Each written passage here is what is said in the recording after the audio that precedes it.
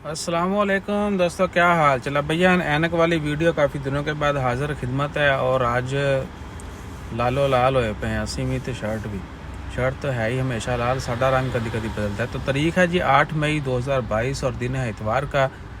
आज तो आप ऑफिस में पहुंच ही चुके होंगे, काम पे चले गए होंगे जितने भी लोगों ने मस्तियां की 9 दिन। तो बात करेंगे ओमान एयरपोर्ट के हवाले से और एक नई एयरलाइन के हवाले से। ये खबर जो है, this news is for specially for Irani people are all those who are travelling to and from Iran to Muscat. तो शराज से जो है डेली 2 फ्लाइट हुआ करेंगी, सॉरी वीकली 2 फ्लाइट हुआ करेंगी पारस एयरलाइन की। एक नई एयरलाइन जो है ओमान में, उसकी फ़्लाइटें आना शुरू हो चुकी हैं और वीकली 2 फ्लाइटें होंगी मस्कत से शहराज बहुत सारे लोग जाते हैं। हम लोग शायद पाकिस्तानी बहुत कम जाते हों, बल्कि बाकी जिन लोगों को पता है वो ज़रूर जाते हैं।